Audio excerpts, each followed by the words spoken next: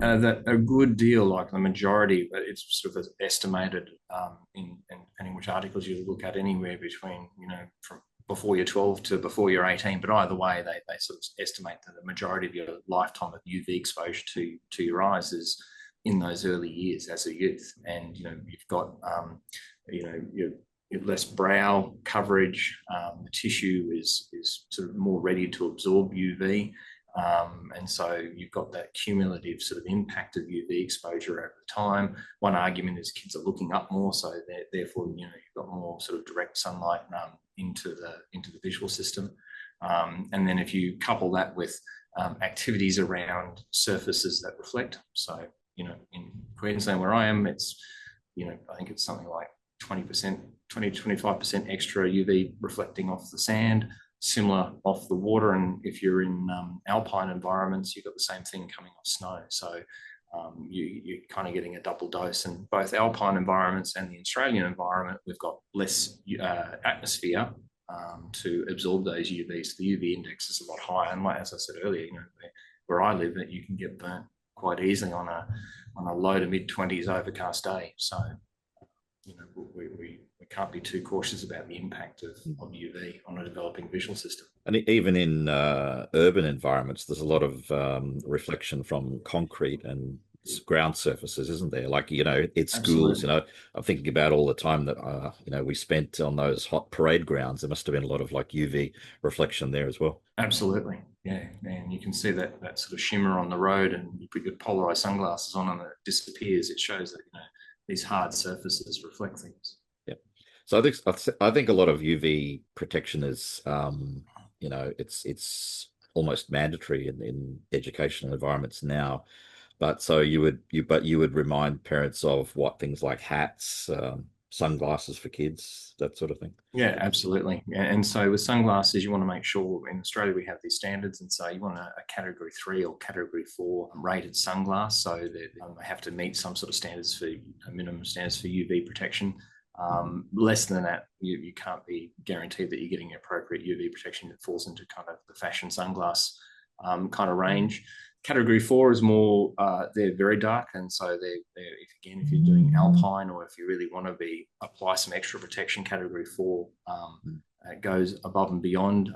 You're just not allowed to drive in category 4, which we're assuming is probably not an issue for most kids. Right. But let's not get into the e-bike debate either, then, which is a big thing in Australia at the moment.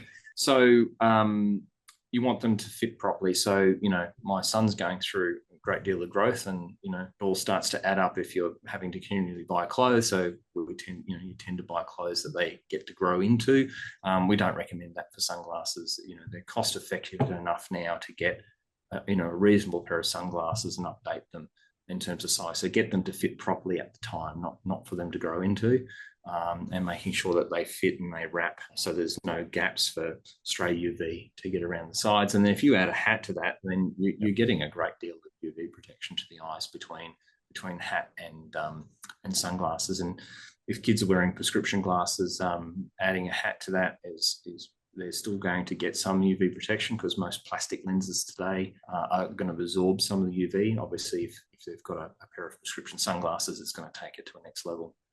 But I think people don't realise how much a hat actually helps eyes. It's not just keeping the sun off your skin, which of course I have to pay particular attention to, but it's a big one for the eyes as well. And you're too modest to say this, so I'm going to mention it for you, that Harmony Vision Care does have a wide selection of children's glasses and sunglasses. Am I right? Absolutely. Yeah, we're looking at 50 to 70% of the patients we see are teenagers and younger, and so naturally we have eyewear to kind of match those people, including sunglasses, kids in particular, young kids in particular. Okay. Well, before we get off eye safety, I also want to mention that I guess a lot of older kids and teens are also wearing contact lenses now. So there are particular concerns that we have to have around contact lens use and contact lens care, aren't there? Particularly with water. Absolutely. And that's the tricky part with contact lenses, because contact lenses really might give you a lot of freedom for doing physical activities. And so naturally people are potentially going to be wearing contact lenses in water environments. And so the blunt assessment is, if you don't need to, don't, because of just the contact lenses kind of attract bacteria and they stick to the eye. And if you're wearing these lenses all day, then there's an increased opportunity for eye infections. And while we might say the majority of eye infections might be minor, there can be a couple of more sort of serious ones that we need to consider. So the first point of sort of advice is don't. But if you're in a situation where it's unavoidable, then you need to wear goggles, dispose of the contact lenses afterwards, or if you're wearing a reusable lens, that you're taking them out and giving it a good clean and soak after that particular water activity. Yeah. Besides which, things like chlorine can have like a damaging effect on the integrity of the contact lenses, can't it? Look, I've seen more issues with chlorine in eyes than I have with the contact lens itself. I mean, I guess the risk is that if you've got a highly chlorinated pool, we don't get it as much with the change in the way people sort of sterilize their pools and keep them sort of safer. The chlorine levels aren't nearly as high as they were 20 years ago. The kids used to come in and the front of their eyes used to look like orange peel because of these effectively mild chemical burns from chlorine, and a contact lens will tend to hang on to those chemicals. And so it's not just whether there's damage to the contact lens, and a lot of people are wearing single-use lenses nowadays, so that's probably less of an issue. If you're wearing a fortnightly or a monthly lens, that might be a genuine concern. But it's also the fact that the contact lens is going to absorb the chlorine and then keep releasing it over the day, so you've got this a sort of continual after effect afterwards, clinging to those chemicals.